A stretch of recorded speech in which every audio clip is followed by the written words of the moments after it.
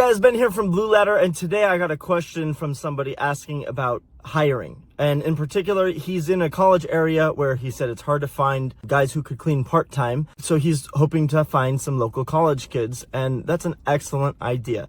And then with that, how do you pay? Percentage or hourly? And the hardest answer of all is it depends. And really, there's no wrong way to do it. Your creativity is the only limitation. And the right way to do it is the way that you choose to do it. So you might choose to do it one or the other. And so there's obviously drawbacks and positive points with each one. So if you were to hire somebody and pay them hourly, you let them know like a concrete number that they're going to get that amount of dollars per hour, no matter what. The benefit of that is it's kind of secure. You don't always necessarily have the guaranteed number of hours, but at least they know what their time is worth. And so they can negotiate from that. It's easy for people to grab hold of that. And so a lot of people would rather be paid hourly than commission. Now, the commission side of things is it can be up in the air because they're relying on you to get an adequate sale number in order to compensate them what they're worth.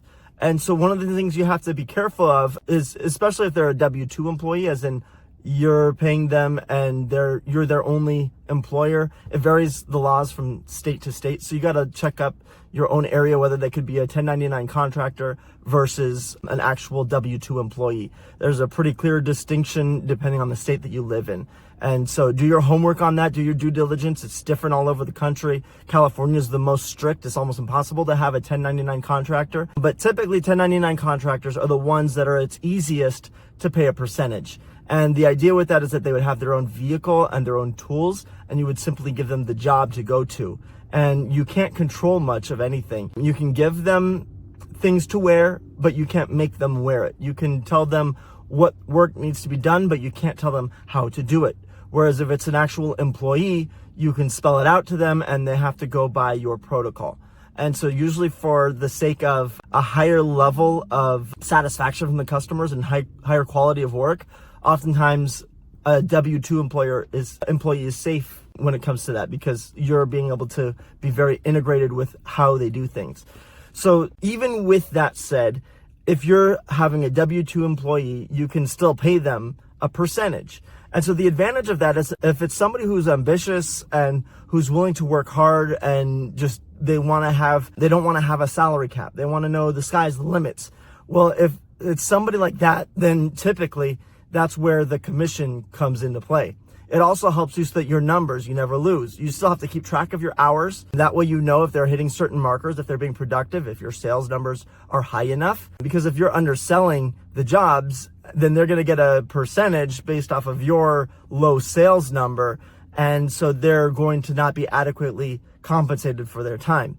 And so you still want to track the hours regardless, or at least ask them to. Now, the bigger the percentage that you're paying them, the less you have to track. So if it was an independent contractor and you're just getting them to do work, say you call up a competitor in the area and say, hey, would you be okay with me contracting some work out to you?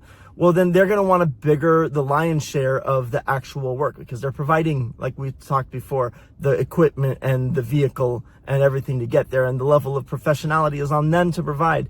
And so they are going to want 60 to 80% of the total ticket. Meanwhile, you can also negotiate something where you just pay them a per window rate and then you sell for whatever you can on top of that and you just keep the difference. So maybe they're willing to work for $8 a window and you're able to sell it for double that. Well, they don't necessarily need to know the difference or at least have the agreement with them that, hey, look, you're okay working for this rate.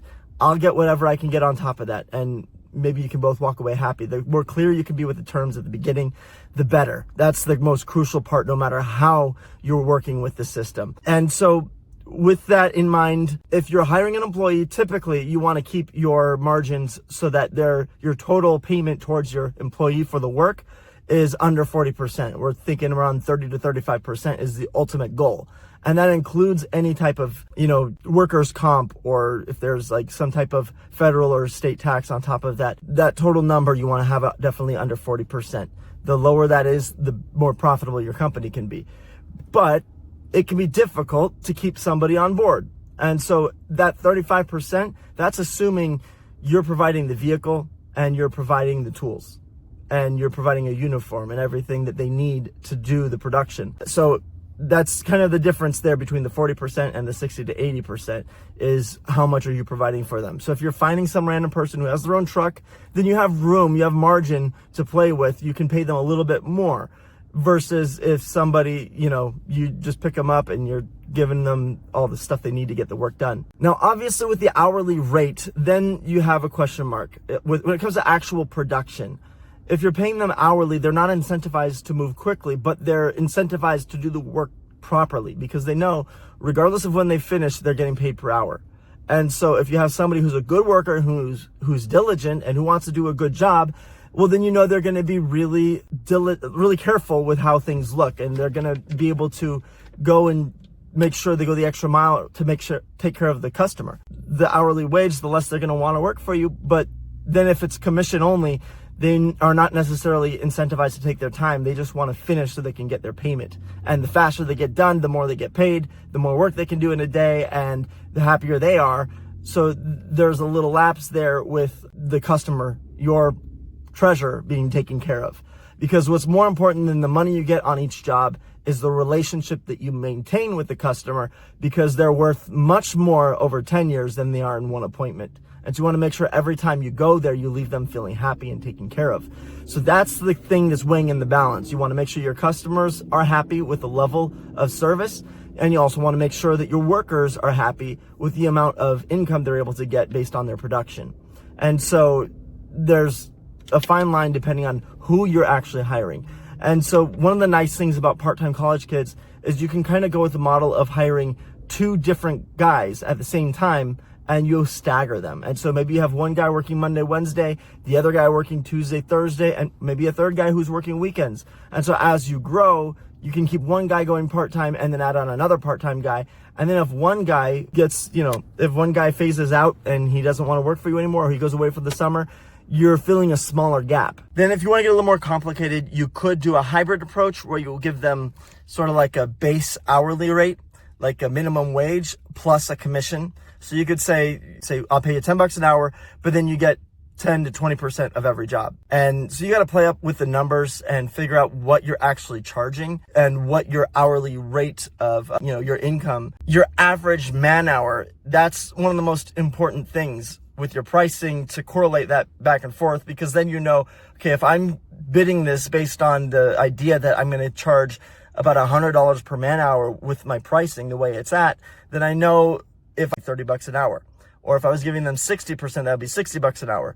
So you can kind of reverse engineer things from there. So I hope that helps a little bit. There's a lot of ways you can play with it. There's no right or wrong way. It's mostly what you get creative with. The easiest, you could do either one. The hardest is doing a hybrid, but that can be the most incentivizing as well. So I'm personally right now paying my first hand $25 an hour. And then from there, we'll have a quarterly review, see how things are going. The more able he becomes, the more he's able to kind of provide for the company and become more independent. Once he gets to where he's doing all the work on his own, we're going to look at a commission-based structure where he just gets a straight money off the top, and where he can be happy and motivated to get more work done more quickly. And then if there's ever touch-ups, he's held accountable because he doesn't get paid extra for the percentage of the job. He just gets paid his percentage to get the job done right. So if he has to go back, that's kind of just included with the process. So with hourly, you'd still have to pay them hourly to go back and do it right and fix everything. So that's one of the advantages of when you're paying commission only. Now, you might have a hard time, especially if you're younger and you're dealing with people who are more your peers and might think that they could do things as good as you or better. Then you have a little bit of conflict that you would have to work through in order to manage those situations. And so that is the more challenging part. So be upfront with everything as much as you can. If you expect them to do the job properly, you need to be clear what that means. If they need to put the screens all back in place and make sure there's no spots and make sure the customer's happy and sign a waiver at the end of it saying that they're satisfied, well, you need to make sure those terms are very clearly communicated between you and whoever you're hiring regardless. And so the communication is more important than what you actually decide to do. As long as whoever you're hiring understands and appreciates what you're doing for them, then you don't really have to worry too much which model you pick. So choose what's easier for you or what fits the incentives and the motivations that you want to have in place moving forward. And if one thing doesn't work, you can always change it. Just be communicative. Say, hey, we'll give this a 3-month trial. If you don't like it this way, or if you want something different, we'll renegotiate it at that stage. So hope that helps you guys. Keep watching. I'll see you in the next video.